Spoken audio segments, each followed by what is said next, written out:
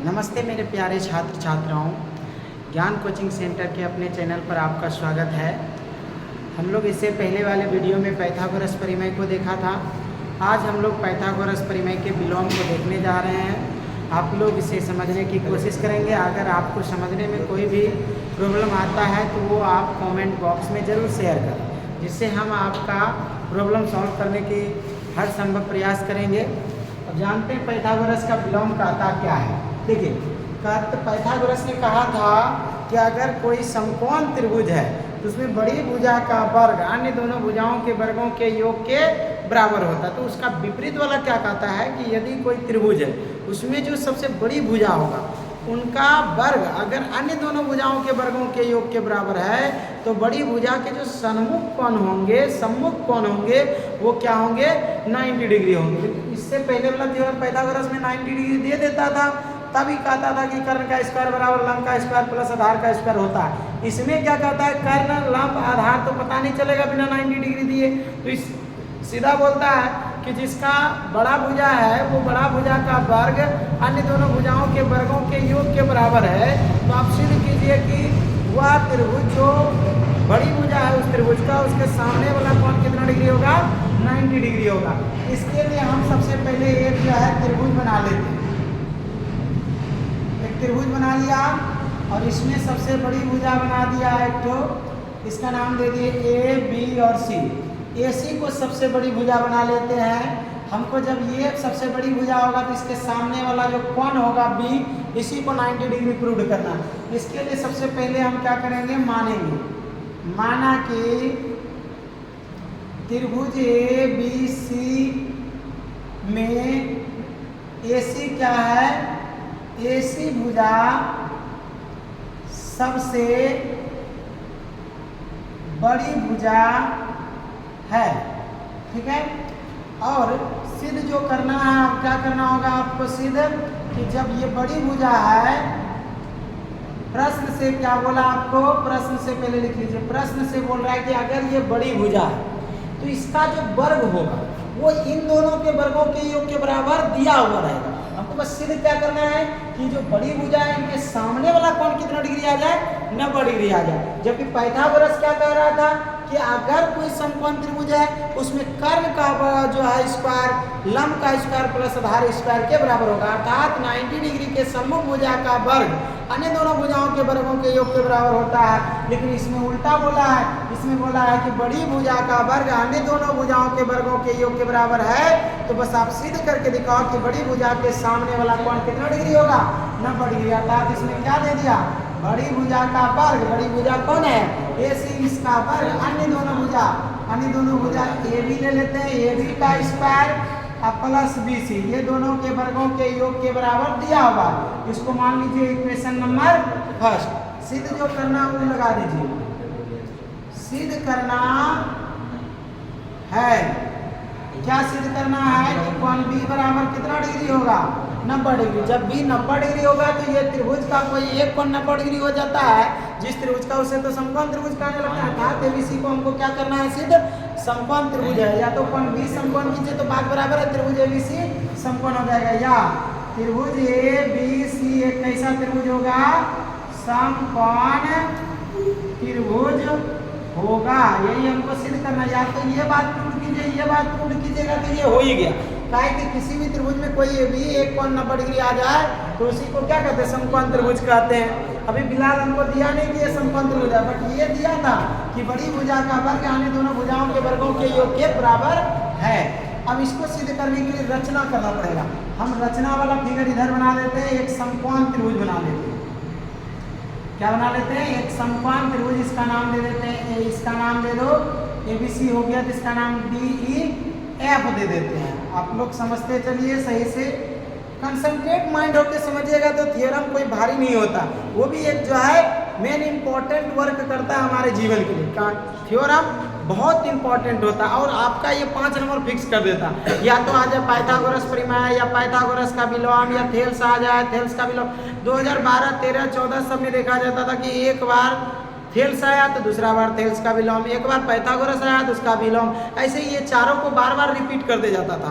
लेकिन अब थोड़ा सा नॉर्मल एग्जाम ले रहा है तो थ्योरम को हटा भी देता है, उस पर आधारित छोटा छोटा सवाल दे देता, वो भी हम डिस्कस करने वाले हैं। पहले इनको समझते हैं। तो इसमें क्या रचना करना है, रचना एक समकोण त्रिभुज एबीसी बनाया, एक एबीसी नहीं डीईएफ बनाया, एक समकोण त्रिभुज डीईएफ बनाया। ऐसा समकोण त्रिभुज बनाए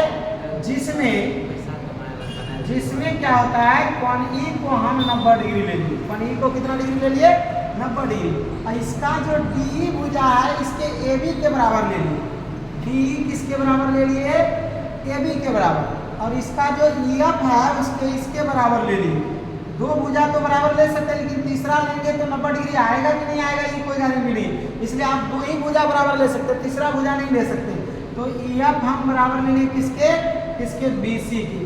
अब हमको ये चेक कर लेना कि क्या ए सी भी डी एफ के बराबर हो जाता। अगर वो हो जाएगा तो दोनों त्रिभुज क्या हो जाएंगे, सर्वांगसम हो जाएंगे। और जब सर्वांगसम हो जाएंगे संगत कोण बराबर हो जाएंगे। और ये कोण अगर 90 डिग्री है तो ये भी कितना आ जाएंगे, 90 डिग्री। जैसे ही भी 90 डिग्री आएंगे मेरा कहानी खत्म हो जाएगा। मतलब इस सवाल का जो कहना था वो हमारा प्रूव हो जाएगा। इसके लिए हम यहाँ तक पहुँच गए। अब जो है हम इन दोनों त्रिभुज से चलते हैं। सबसे पहले इस त्रिभुज में जब इतना बराबर दिया हुआ है तो हम क्या कर सकते हैं, इसको जो है प्रमाण देते हैं। प्रमाण मतलब सबूत, किसी चीज को प्रूव करने के लिए जो सबूत देना पड़ता है वही सबूत दे रहे हैं। समकोण त्रिभुज कौन सा है, समकोण त्रिभुज डीईएफ में अगर आप ये समकोण त्रिभुज है तो पाइथागोरस प्रमेय तो लागू हो सकता है। तो इसमें पाइथागोरस प्रमेय लगा दो। क्या करोगे, पाइथागोरस प्रमेय से इससे क्या हो जाएगा, आपका जो डीएफ है वो तो कर्ण है, कर्ण का स्क्वायर बराबर लंब का स्क्वायर, डी का स्क्वायर प्लस ईएफ का स्क्वायर के बराबर होगा। अब आपको थोड़ा सा दिमाग लगाना है। आप क्या कीजिए, ये तो हो गया पाइथागोरस प्रमेय से, डी का स्क्वायर। अब इसको बदलिए, डी हम रचना में देखिए किसके बराबर लिए, ए बी के बराबर। तो डी के जगह क्या रख देंगे, ए बी रख देंगे। यहाँ तक में किसी को दिक्कत नहीं होना चाहिए। ए बी का स्क्वायर प्लस ई एफ जो है वो किसके बराबर है, बी सी के बराबर। यहाँ पे बी सी ले लिए, बी सी का स्क्वायर कर दें। ये कहाँ से आया हमारा, कैसे बदले, रचना से बदले। रचना में ऐसा लिए हुए थे। ठीक है, उम्मीद है कि आपको समझ में यहाँ तक आ गया होगा। अब आपका यहाँ पे बना देते हैं ताकि समझ में आ जाए अच्छा से। यहाँ नीचे अब दिखेगा नहीं, देखिए डी आपका स्क्वायर बराबर ए बी का स्क्वायर प्लस बी सी का स्क्वायर। इक्वेशन में देखिए फर्स्ट में ए बी का स्क्वायर प्लस बी सी का स्क्वायर बराबर होता है ए सी का स्क्वायर। इसका मतलब है कि जहाँ ए बी का स्क्वायर प्लस बी सी का स्क्वायर है वहाँ ए सी का स्क्वायर हम रख सकते हैं। तो यहाँ देखिए समीकरण इसमें क्या आ रहा है, ए बी का स्क्वायर प्लस बी सी का स्क्वायर आ रहा है, इसलिए हम इसके जगह क्या रख देंगे, ए सी का स्क्वायर रख देंगे। कोई दिक्कत यहाँ तक में नहीं। अब देखिए दोनों साइड स्क्वायर है तो दोनों साइड बीच में बराबर रहे। एक क्लास में ही हम लोग पढ़े हैं, बेस समान ना हो लेकिन बीच में बराबर रहे और पावर भी सेम रहे तो क्या हो जाता है, बेस समान हो जाता है। इसलिए डीएफ किसके बराबर हो गया, एसी के बराबर। बिकॉज क्यों हुआ ऐसा, क्योंकि हमारा क्या बताया सूत्र, यदि ए पर पावर m बराबर b पर पावर m रहे तो क्या हो जाता है, a और b बराबर आ जाता है। पावर सेम रहे, बीच में बराबर रहे तो बेस भी क्या आते हैं, समान आते हैं। यहाँ से डीएफ किसके बराबर हो गए, एसी के बराबर। अब आप बात कीजिए इन दोनों त्रिभुज में, तो इसका ये भुजा इसके बराबर लिए थे, इसका ये भुजा इसके बराबर लिए थे, और अभी हमने प्रूव किया इसका ये तीसरा भुजा इसके तीसरे भुजा के बराबर आ गए। मतलब तीनों भुजा इसके तीनों भुजा के बराबर आ गए। मतलब एस नियम से दोनों त्रिभुज क्या हो गया, सर्वांगसम हो गया। अब हम लोग क्या करते हैं, अब प्रमाण देते हैं त्रिभुज एबीसी का। इसको मान लीजिए इक्वेशन नंबर सेकेंड, त्रिभुज एबीसी तथा त्रिभुज किसमें चल जाइए, डीईएफ में। क्या हो जाएगा आपका, जो आप क्या कहते हैं, इसका ए बी भुजा है, आप देखिए यहाँ से इसका जो ए बी भुजा है वो किसके बराबर है, डी के बराबर है रचना से। क्या लिखेंगे, ए बी बराबर डी। ये कहाँ से लाए, रचना ही ऐसा किए हम लोग। दूसरा भुजा इसका ई एफ भुजा जो है इसके बी सी के बराबर है, तो बी सी बराबर क्या लिख सकते हैं, ई एफ लिख सकते हैं। ये भी कहाँ से, रचना से। और तीसरा बात हम लोग क्या प्रूव किया अभी पूरा, इसका ए एफ डी एफ बराबर कौन होगा, ए सी के बराबर होगा। इसका मतलब डी एफ ए सी बराबर क्या लिख सकते हैं, डी एफ लिख सकते हैं। ये कहाँ से, क्वेश्चन नंबर सेकेंड से। अब आप बात कीजिए, ये दोनों त्रिभुज का संगत तीनों भुजा आपस में क्या आ गया, बराबर आ गया। इसका मतलब ये दोनों त्रिभुज क्या है आपका, सर्वांगसम हो गया। किस नियम से, इसलिए एस एस एस भुजा भुजा भुजा तीनों संगत भुजा जब बराबर हो तो इस नियम से क्या हो गया, नियम से दोनों त्रिभुज समरूप सर्वांगसम हो गया। त्रिभुज ए बी सी सर्वांगसम किसके हो गए, त्रिभुज डी ई एफ के। जब दो त्रिभुज सर्वांगसम होते हैं तो संगत कोण क्या होते हैं, बराबर। तो इसका संगत कौन सा होगा, बी। इस इंप्लाई दैट हम क्या बोल सकते हैं, कोण बी किसके बराबर, कोण ई के बराबर। आप बात कीजिए रचना में, कोण बी कोण ई किसके बराबर लिए थे, 90 डिग्री के बराबर लिए हैं। यहाँ रचना में देखिए सिद्ध करना था कि कोण बी 90 डिग्री है, और रचना में लिखे हैं कोण ई कितना डिग्री, 90 डिग्री। तो ई के जगह हम क्या रख सकते हैं, 90 डिग्री रख सकते हैं। इसका मतलब आपका क्या आया, कोण बी बराबर 90 डिग्री। तो आपका ये चीज सिद्ध हो गया।